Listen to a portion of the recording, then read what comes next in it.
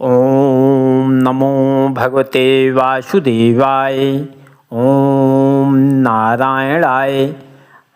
अगली कथा जड़ भरत का राजा रहुगण से एक धनी बनिए का इतिहास कहना। रहुगण की बात सुनकर जड़ भरत ने कहा, हे राजा, मैं तुझे श्राप नहीं दूंगा, डरो मत। ज्ञानी व महात्मा लोग संसारी सुख स्वप्नवत झूठा समझकर इस शरीर से प्रीति नहीं रखते। परमात्मा काया से इस तरह अलग है जिस तरह वृक्ष पर पक्षी बैठा हो और उस पेड़ के काटने से उसे कुछ दुख नहीं होता। कदाचित पक्षी उस वृक्ष को अपना जानकर रोए तो उसका शोक करना वृथा है। जो मनुष्य शरीर को अपना समझकर संसारी सुख में मन लगाता है उसे दुख के सिवा सुख नहीं होता। जब वह विरक्त होकर परमेश्वर में ध्यान लगाता है तब उसको सुख मिलता है। परमेश्वर की भक्ति करने से हृदय में ज्ञान का दीपक प्रज्वलित होता है और काम क्रोध का अंधकार उसके अंतःकरण से छूट जाता है। यह ज्ञान सुनते ही राजा रहुगण ने हाथ जोड़कर कहा, महाराज, मैंने आपको पहचाना। आप ब्राह्मण हैं। जिस तरह रोगी का दुख अमृत पीने से छूट जाता है उसी तरह आप संसारी मनुष्यों को जो माया मोह में फंसकर नष्ट हो रहे हैं आपका दर्शन देकर कृतार्थ करते हैं। सो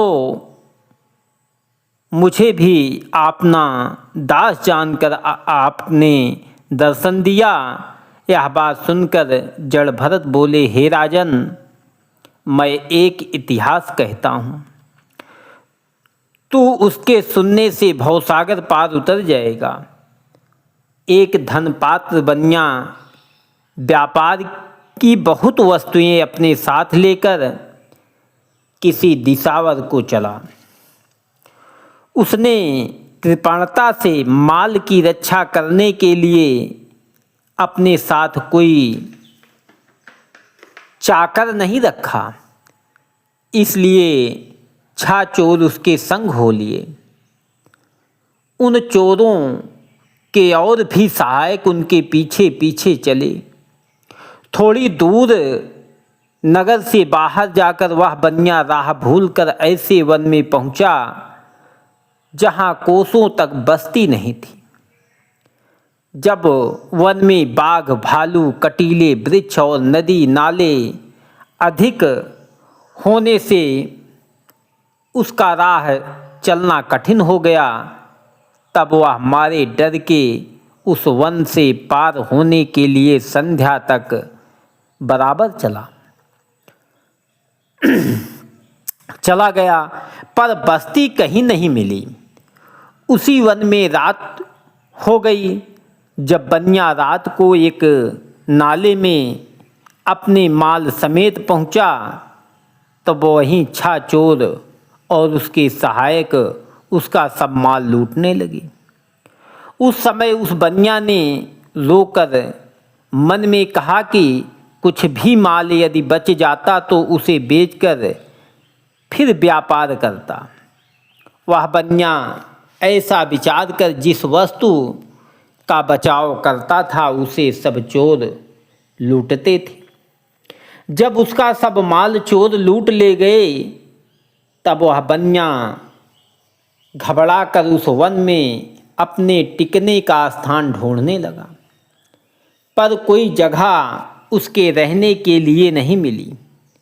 वह व्याघ्र, हाथी आदि की बोली सुनकर डर से कांपता हुआ राह में चला जाता था। कहीं सांप बिच्छू देखता तो ठोकर खाकर गिर पड़ता था। कहीं पैर में कांटे चुभते थे। वृक्ष के नीचे जब सुस्ताने लगता तो वृक्ष पर उल्लू का शब्द सुनकर वहाँ से भी भागता। कभी वन में आग लगी देखकर उसके डर से दूसरी ओर दौड़ता था। उसी विपत्ति में भागते हुए एक सूखे कुएं में गिर पड़ा। उस कुएं पर एक बरगद का वृक्ष था। उसकी एक डाली कुएं में लटकती थी। जब वह बनिया आधे कुएं में पहुंचा तब वह डाली उसके हाथ लगी, उसे पकड़कर लटक गया। उस कुएं में एक सांप नीचे बैठा था। सो अंधियारी रात में बिजली चमकने से उसने देखा कि कुएं में एक सांप फड़ काढ़े बैठा है।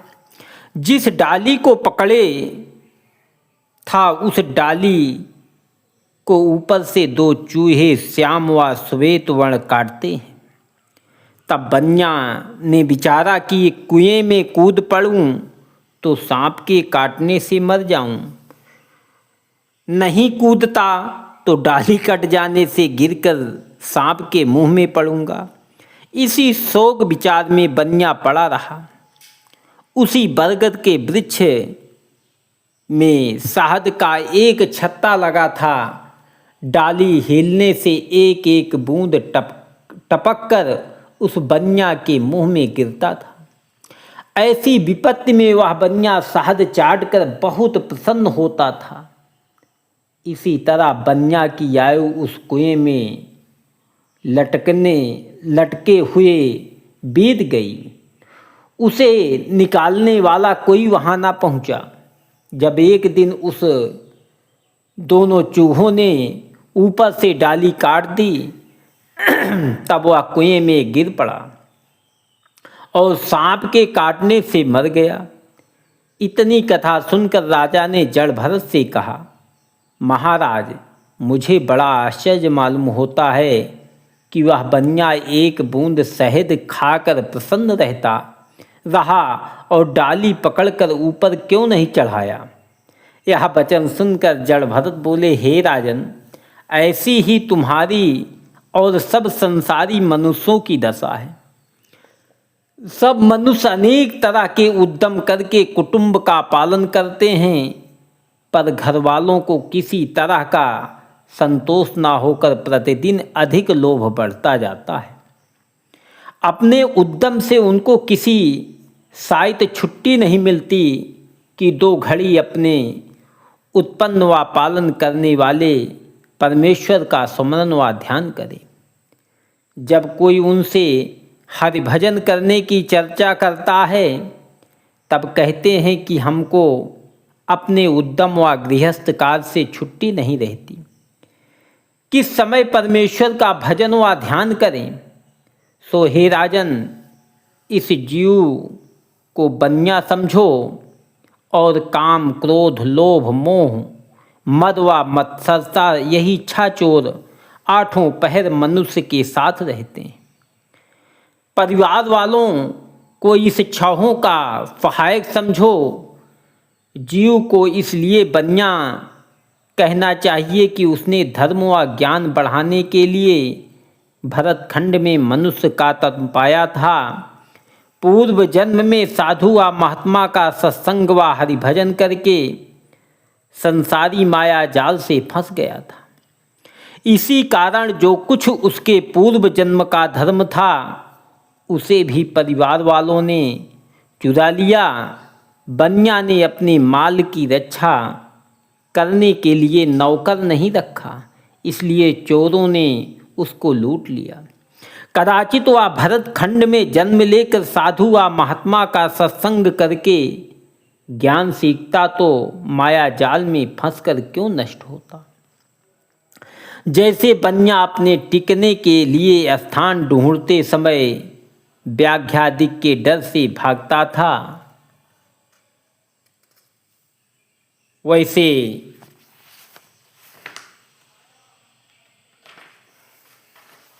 ही संसारी सुख चाहने वालों दुख भोगते हैं। मनुष्य कभी अपने कुटुंब की बीमारी व मृत्यु देखकर कभी अपने शरीर के रोग से और कभी धन मिलने के वास्ते आठों पहर चिंता में फंसा रहता है। जिस तरह उल्लू व व्याघ्रादिक वन्य को डर पाते थे, उसी तरह जब परिवार वाले झगड़ा करके खुड़कते हैं तब मनुष्य बड़ा दुख पाता है। स्त्री की संगति को अंधकार समझना चाहिए।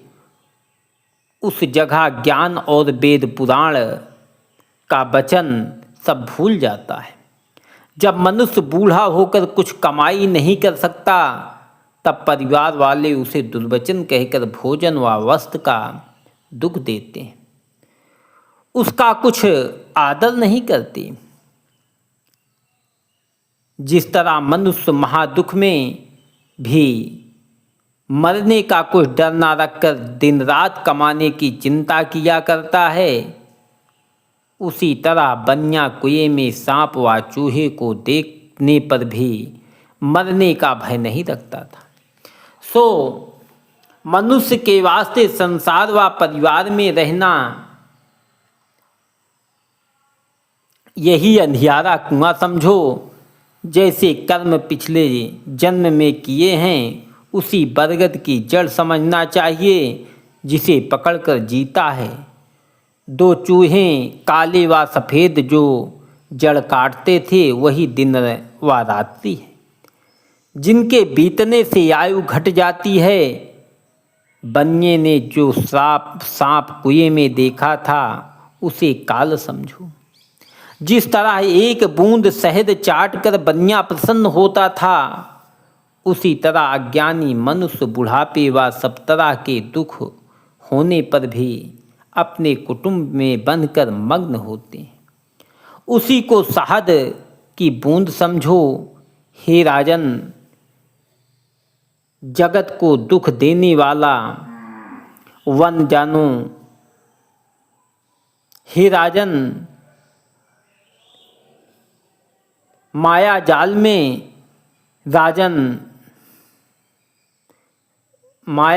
में फंसने वाला मनुष्य राजन, जगत को दुख देने वाला वन जानो। संसारी माया जाल में फंसने वाला मनुष्य उसी बन्ये के समान दुख पाकर नष्ट होगा। जिस तरह तू जगत की माया में लपटा है, उसी तरह वह बन्या स्त्री व पुत्र के मोह में फंसकर नष्ट हुआ था। जो कोई वेद व शास्त्र के अनुसार चले, वह अपना मनोरथ पा सकता है, नहीं तो सब छोटे बड़े इसी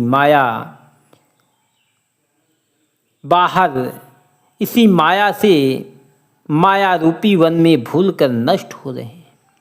सत्संग के बिना मोह रूपी वन से बाहर निकलना बहुत कठिन है। यह ज्ञान सुनकर रहुगण का प्रसन्न होना और तप करने के लिए वन में चले जाना। जड़ भरत ने जब इस तरह का ज्ञान रहुगण को बतलाया, तब राजा प्रसन्न होकर जड़ भरत के चरणों पर सिर रखकर विनय पूर्वक बोला कि आपने अति दया करके मुझे जो माया में भूल रहा था, यह ज्ञान रूपी रास्ता दिखलाया है। यह वचन सुनकर जड़ भरत बोले कि तुम इस ज्ञान के प्रकाश से संसारी जाल में नहीं फंसोगे। राजा उसी समय विरक्त हो गया। उसी जगह अपनी पालकी छोड़कर वन में जाकर हरिभजन करके मुक्त हुआ। जड़ भरत अपना शरीर योगाभ्यास के साथ त्याग कर परम धाम को चले गए। जड़ भरत के सुमत नाम बेटे ने जैन धर्म का मत संसार में फैलाया। उनके वंश में प्रतिहार अधिक उत्पन्न होकर शुभ कर्म करके परम पद को पहुँचे। ओम नमो भगवते वासुदेवाय।